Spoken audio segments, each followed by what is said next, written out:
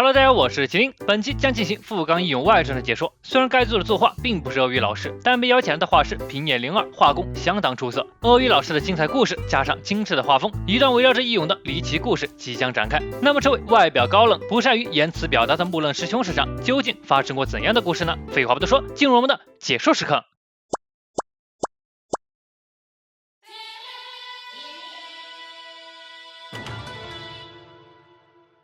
饶你一命，你应该知道求饶是无意义的，不管是我还是你。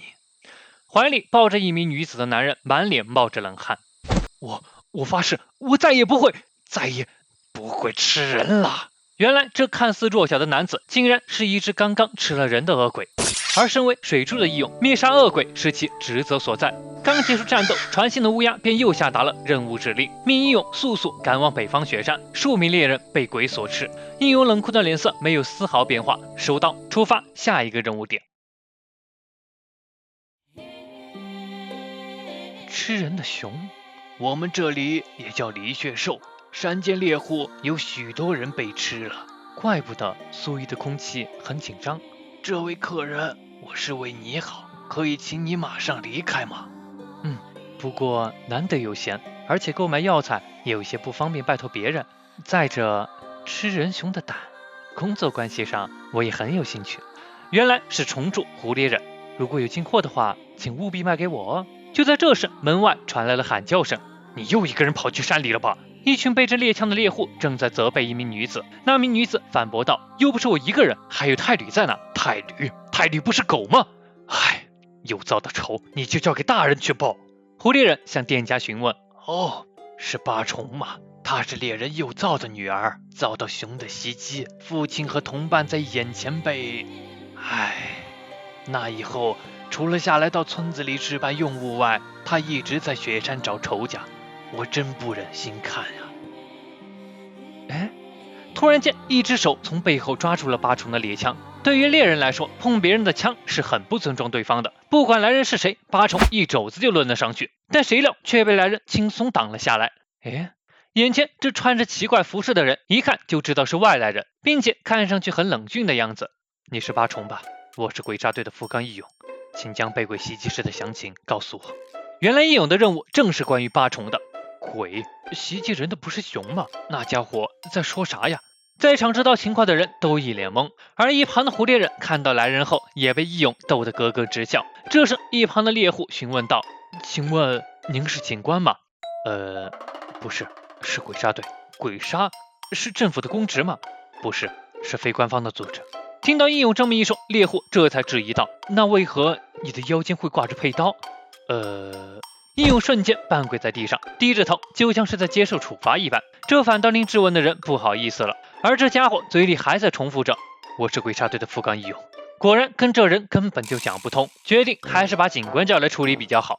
可正当这时，一旁的猎户突然激动起来了：“我想起来了，对面山里有间烧炭的人家惨遭杀害，附近有人目击到可疑人物，就穿着这种对半开的羽织，怪不得这家伙一副可疑的样子。”不，义勇正想解释，但那人根本不听，并叫人赶紧去拿绳子来。但这时却感受到有人用手指在他后背戳了戳。富冈先生，蝴蝶忍还是忍不住走上前来。真巧啊，居然在这里碰到。你还是老样子，嘴那么笨。蝴蝶，不介意的话，让我来说明吧。忍知道这时候他要是再不来，义勇可就真的要被抓走了。但义勇却丝毫不领情。没关系，我会自己想办法。他似乎还没意识到他已经没机会再想办法了。富冈先生应该多努力跟人交流，就因为你这样才被大家……怎么？不，没什么。而这时一旁的八重打断了他们，可正说到一半，突然间脸色一红，一屁股坐在了地上，吓得身边的太吕都担心的叫唤了起来。蝴蝶忍赶紧替他检查情况，原来是发烧了。趁这时，他让义勇来帮忙。义勇两手一撑，绳子应声崩裂。可以吗？反正也脱不了干系，我就帮帮你吧，毕竟驱逐鬼是我们的工作嘛。请您教他用枪。哈哈，八重这么说了吗？我说了，这不是闹着玩的。但我从来没有听过有女人当猎人的。年幼的八重正在屋外等候着，屋里幼造正在和一旁的人摆谈着什么，周围又没有年龄相仿的孩子，你也照顾一下他想和你在一起的心情吗？似乎听到了什么动静，原来幼造已经出来了。如果是闹着玩的话，马上没收。就是从这句话开始，八重正式开始了猎人的生活。直到那一天，外出刚回来的八重看着屋内血肉模糊的情景，瞬间愣住了。在叔叔们的尸体堆里，他不敢相信地看着那具尸骸，是阿爹又造。而不远处正蚕食着他们躯体的是一只恐怖的巨熊。昏迷的八重醒了过来，看来他又梦到了那一幕。醒了吗？只见蝴蝶人正将额头轻轻地贴在他的额头上，这样的举动令八重瞬间脸红，随后发出了惊恐万分的尖叫声。正要往里看看什么情况的义勇，却被门口龇牙咧嘴的太吕阻止了。屋内八重正一脸惊慌失措的样子，扶着额头，而蝴蝶人则不好意思的摆摆手，不过看来烧已经退了。正在疑惑这是哪里的八重，被蝴蝶人告知这里是药师家，并语重心长的告诫他，就算为了捕猎要在山里待很多天，但那样的话身体状况会越来越不好的。说着将手里冒着热气的茶水递了过去，八重皱着眉头接过后，竟然听到茶水里还冒着气泡声。请问这里面都放了什么？不要那么多，喝就是了。而屋外看着龇牙咧嘴的太吕，义勇似乎并没有意识到什么问题，甚至伸出手想摸摸狗头。看着屋外的大战，八重赶紧呵斥住太吕。蝴蝶人则早已经习惯了，毕竟是义勇先生嘛。闹腾归闹腾，蝴蝶人还是知道主线的，开口向八重说道：“方便的话，我有些问题想问，因为袭击八重小姐的可能是鬼哦。”蝴蝶，这是我的任务，我来说明。你哪有脸说呢？你知道自己被袭击了吗？我没被袭击，只是在玩耍。好了，义勇先生，退下吧。一会儿的功夫，蝴蝶人便了解了大致情况。如果凶手真的是熊的话，那就不关他们什么事儿了。但八重似乎也有问题想问。既然这样，那我也有问题要问。鬼是什么？而你们又是什么人？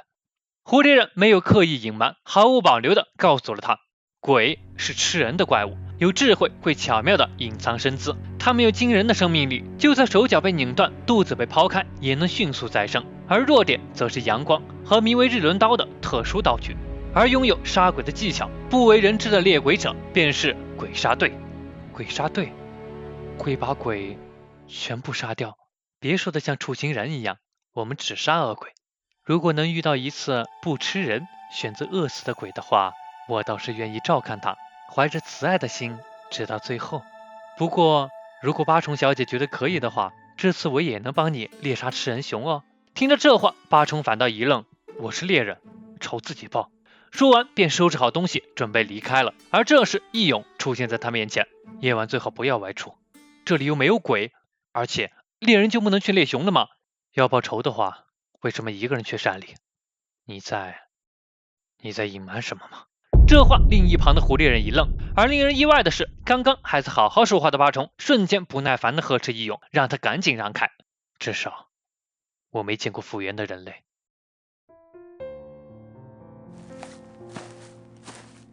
李穴兽吗？纸媒者的巢穴未能冬眠的熊哦，没有回去的地方，也没有亲人，在冬天的山上独自彷徨的可怜野兽。屋里传来了飒飒的声音，不一会儿蝴蝶人已经换上了队服。这样下去他得不到拯救哦。听好了，去追踪这个气味。天很冷，不过要加油哦。八重摸了摸太吕的头，在风雪交加的夜晚开始了搜寻。熊全身都是宝，不管是肉皮裆腩，可以说是山的恩惠。来，你碰碰看。八重将小手伸进了熊肚里，瞬间感受到了温暖。你的肚子里也有同样的东西。八重，我们猎人是山给的生命，既然下了杀手，就必须活下去。这是爹爹曾告诉过他的话，他一直记在心里。突然间，前方传来了太吕的叫喊声，他急忙赶了过去，而太吕的叫声却突然间停止了。隐约间，他似乎看到了，那是太吕的头。一瞬间，他愣住了，呆呆地看着地上太吕的残躯。他并没有表现得很慌张，反倒冷静得可怕。顺着地上的血迹，他看到了那个正匍匐在不远处的身影。临走前，义勇的话浮现在耳边：至少我没见过复原的人类。实际上确实如此，那道身影正是一只恶鬼，他的阿爹有造。那么到这里，富冈义勇外传上就基本结束了，下篇故事又将如何发展呢？喜欢本期视频呢，别忘了关注和订阅哦。另外，在这地方也能看到其他的视频。那么本期视频到这里就结束了，我是麒麟，我们下期再见。